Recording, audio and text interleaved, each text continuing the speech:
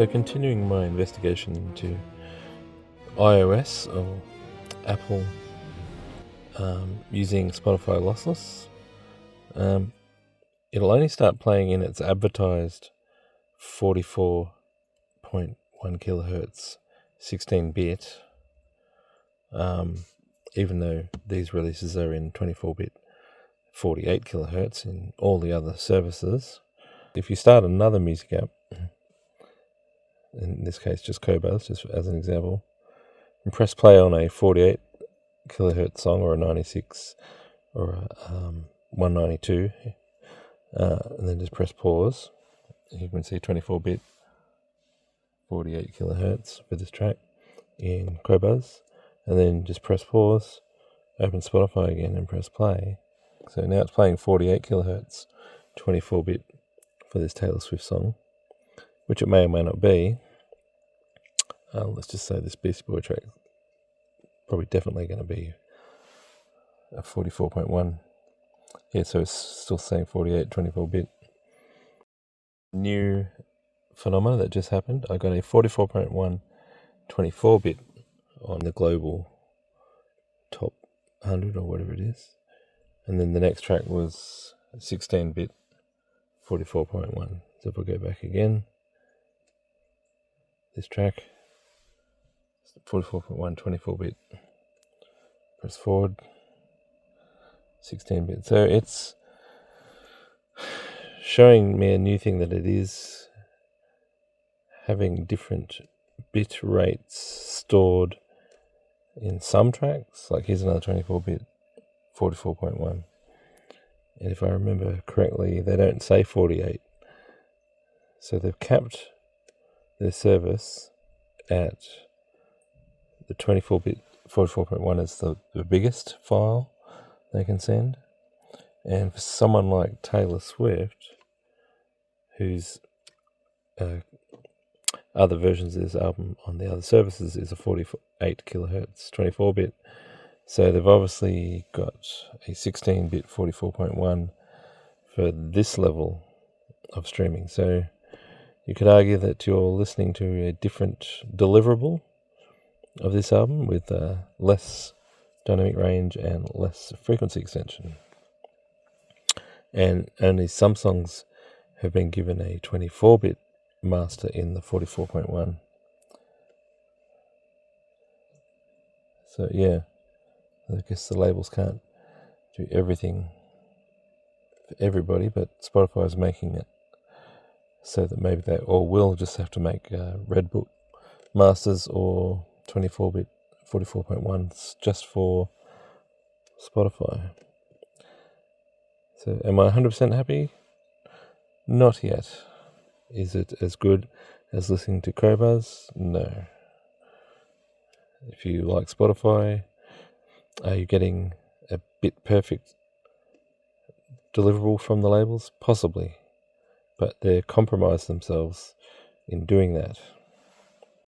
Just a quick update, the fade in, fade out is done on Qobuz as well. It's a quicker fade. If you're looking at just this, the bit between 16 and 24, as it turns it up. And the reason they all fade out at once is because this has like a 2-second memory or something like that. And then I was comparing the exact same track. So Spotify's fade in, fade out is slower. So the history of that bit between 16 and 24 is more.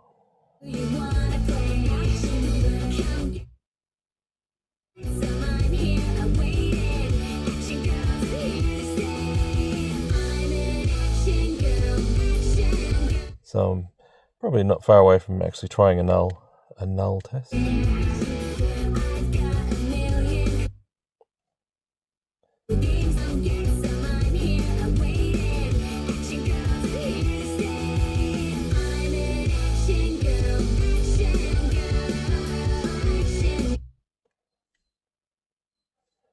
I'm not telling you which one I'm playing. guess you can tell. You can tell by the speed of the fade in, fade out. So yeah, I'll do the null test a bit later on and let you know how that goes. So here's me getting the same track, 16-bit, 44.1 on Spotify, Qobuz, Apple, Tidal, or I remembered it, Squat, SQAT. So just for the fun of the video, I'm just going to do the mock recording. So Spotify, it's clean 16-bit, 44.1.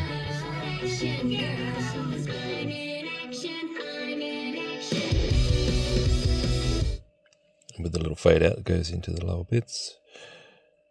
Qobuz, clean 16, 44.1.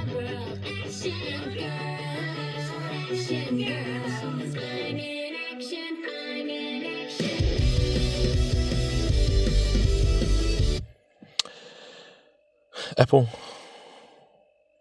a dirty 16-bit, so they put it a least significant bit dither,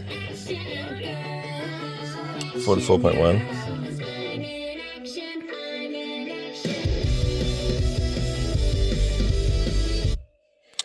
And Tidal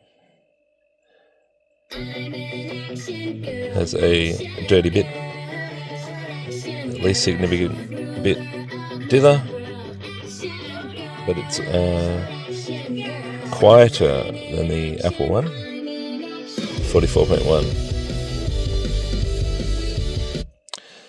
So there, that was the recording in procedure. And it's also a good way to look at the dirty dither bit added. And the assumption you can make straight away from this video is, on 16-bit files, Apple is clean and Qobuz is clean. Did I say Spotify? Spotify, yes, and Qobuz. Apple and Tidal have a dither added, regardless of the fact that you've set this to full volume, no auto gain, no crossfades. It still wants to add it. It would be a good thing to add if you turned your iPad down and you didn't have a DAC on there, and you were not setting it to auto gain, or you were setting it to auto gain. There would be times when that dither is needed, but not for the purpose of bit perfect, which was really one of the end goals of lossless streaming. Right. So here I am lining up the 4 sample files from the streaming services. Now I'm using Qobuz as a reference, and I'm looking at this double dip here on the first hit of the drum of the chorus, and I'm just making sure that each of the other services is somewhere near it. See that little hump, camel hump, but maybe a little bit behind if possible, because I can add delay. Actually, I should put it a little bit in front. I can add delay and make them all lined up. So there we go. So this little camel hump, this one might actually be perfectly in phase. We'll see. So, and then I've just got the delay amount in samples here that I can link channels and just add samples to move each of these tracks over until they null perfectly or not perfectly with this Qobuz master. This is why the sample addition is so important. At the moment we almost have a complete null, but there's still noise in that signal.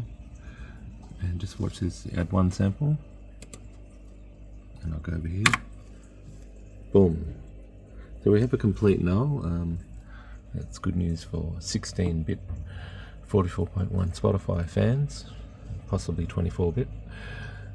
So we'll keep going. I've already nulled Spotify. Spoiler alert, I've already nulled Apple, but the leftover dirty bit is sitting here. Say hello, unneeded quantization noise. Okay, a bit of nerdy facts here. The plugin that measures the noise, so that was Apple Noise, 24th bit. This is because we've nulled out the actual audio, and this is Tidal's noise on the 24th bit. The actual plugin that measures the bit residue actually mutes the noise floor. So I had to turn off the plugin that measures the noise to show you the spectrum of the noise. So this is Tidal's dither being added to lossless audio on an iOS device 2025. As you can see, we'll just call that the average peak minus 174 dB. I think I have in the past analysed that it is a stereo noise because it's reacting to the stereo content. And this is the Apple residual noise, which is a bit higher. Let's just say averages at 168, minus 168, and some other bits and pieces here at 162. About a 10 dB difference in the two services. The types of noise they decided to add. Oh yeah, so here's the nothing that Qobuz adds, and here's also, let's click that button. Here's the nothing that Spotify adds, and Spotify's memo is only capped at 16 bits, 44.1 kilohertz, or 24-bit 44.1 kilohertz. So here's my thoughts wrapping up this round. So we were just doing 16-bit and 44.1 null tests at the end here, and we have proven that yes, Spotify can play that bit perfectly on an iPad in 2025 to a DAC. Same goes with the Qobuz, and Apple Music and Tidal come with a small amount of indiscernible noise, which is around the 24th bit. I kind of take that as a slight negative because the purist in me wants to have the signal exactly the same as the CD product or whatever. And the decision of Spotify not to include 48 is kind of, maybe it's a bit of a bean counters initiative where they didn't want to have double storage of everything on their catalogue. And the fact that they included 24-bit 44.1 was probably to increase their coverage of the current, release schedule of all the labels.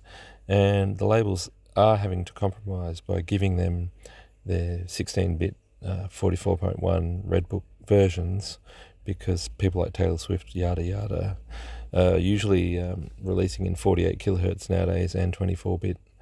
So that's about it for that, and enjoy all of your lossless listening. Hey, that wraps it up! Yeah, I'm bushed.